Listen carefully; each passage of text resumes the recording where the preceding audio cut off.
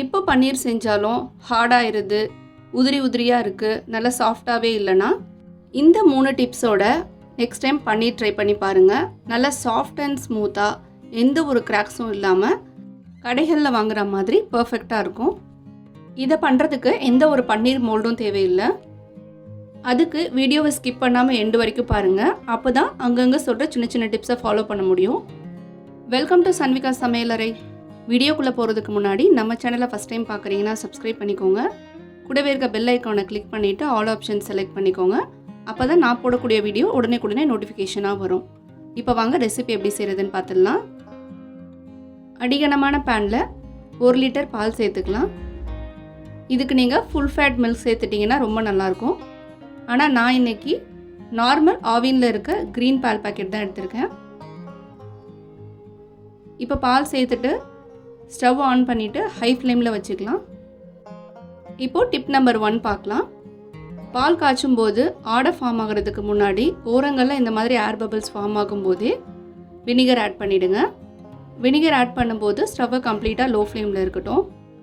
2 tablespoon வினிகரை 1 by 1 add பண்ணிக்கலாம். நீங்கள் வினிகருக்கு பதிலாக லெமன் ஜூஸ் கூட சேர்த்துக்கலாம். இப்போ 1 டேபிள் ஸ்பூன் சேர்த்து நல்லா மிக்ஸ் பண்ணினதும் இந்த மாதிரி பால் லைட்டாக திரிய ஆரம்பிக்கும்.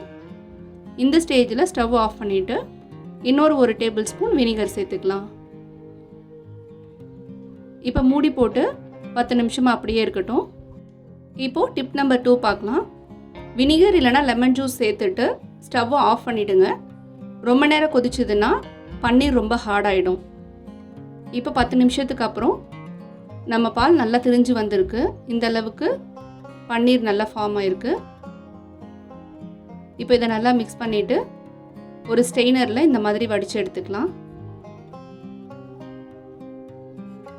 இதுக்கு எந்த ஒரு மோல்டும் தேவையில்லை. ஸ்ட்ரெயினரில் இந்த மாதிரி நல்ல வெள்ளை துணியை விரித்து அதில் வடிகட்டிக்கோங்க.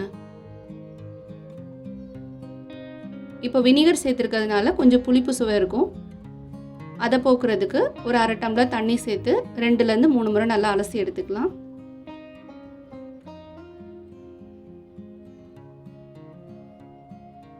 இப்போ பாருங்கள், நம்ம ஃபோல்ட் பண்ணும்போது எல்லாமே ஒன்று சேர்ந்து நல்லா இந்த மாதிரி திரண்டு வருது. இப்போது மீதி இருக்க எக்ஸஸ் தண்ணியை இந்த மாதிரி நல்லா பிழிஞ்சு எடுத்துக்கலாம். ரொம்ப சூடாக இருந்ததுன்னா இந்த மாதிரி ஃபோல்ட் பண்ணி கரண்டி இல்லைன்னா ஏதாவது வச்சு ப்ரெஸ் பண்ணி எடுத்துக்கோங்க. இப்போ இதை நல்லா ஃபோல்ட் பண்ணி உங்களுக்கு என்ன ஷேப்பில் பன்னீர் வேணுமோ அந்த ஷேப்புக்கு நல்லா ஃபோல்ட் பண்ணி எடுத்துக்கோங்க. இப்போ ஃபோல்ட் பண்ணினதும் இதை ஸ்ட்ரெயினர்லேயே வச்சுட்டு அதுக்கு மேலே ஒரு பிளேட் வச்சு அதுக்கு மேலே ஒரு வெயிட் வச்சுக்கலாம். நீங்கள் வெயிட் வைக்கும்போது பன்னீர் மேலே டைரெக்டாக வச்சிங்கன்னா ஒரு இடத்துல மட்டும் தண்ணீர் ரொம்ப ஸ்வீஸ் ஆகி ஹார்டாகிடும். அதனால் ஒரு பிளேட் வச்சு இந்த மாதிரி வெயிட் வச்சு பாருங்கள். இப்போ பாருங்கள், நம்ம ஒரு 1/2 அன் ஹவர் கழித்து எடுத்துருக்கோம். நல்லா சாஃப்ட் அண்ட் ஸ்மூத்தான பன்னீர் கிடச்சிருக்கு. எந்த ஒரு கிராக்ஸும் இல்லை. இப்போ வெயிட் வச்சு பார்த்துடலாம். எனக்கு கரெக்டாக 170 கிராம் வந்தது. கட் பண்ணும்போது பாருங்கள், செம்ம ஸ்மூத்தாக நீங்கள் நைஃப் வச்சதும் அப்படியே இறங்கும். டிப் நம்பர் 3, நீங்கள் பன்னீர் வெயிட் வச்சதுக்கப்புறம் மினிமம் 30 to 45 மினிட்ஸ் வச்சிங்கன்னா போதும். அதுக்கு மேலே வச்சிங்கன்னா தண்ணியெல்லாம் ரொம்ப ட்ரை ஆகி பன்னீர் ரொம்ப ஹார்டாகிடும். பாருங்கள், நம்ம கட் பண்ணி எடுத்துருக்கோம். எந்த அளவுக்கு நல்லா சாஃப்டாக எந்த ஒரு கிராக்ஸும் இல்லாமல் இருக்குது. பன்னீரை வெயிட் வச்சு எடுத்து இந்த மாதிரி கட் பண்ணினதும் உடனே ஒரு ஏர்டைட்டான பாக்ஸில் போட்டு ஃப்ரிட்ஜில் ஸ்டோர் பண்ணிவிடுங்க. உங்களுக்கு தேவைப்படும் போது எடுத்து யூஸ் பண்ணிக்கலாம். இந்த வீடியோவில் சொல்லியிருக்க டிப்ஸோட பன்னீர் ட்ரை பண்ணி பாருங்கள். நெக்ஸ்ட் டைம் நீங்களும் நல்லா சாஃப்டான பன்னீர் செய்யலாம்.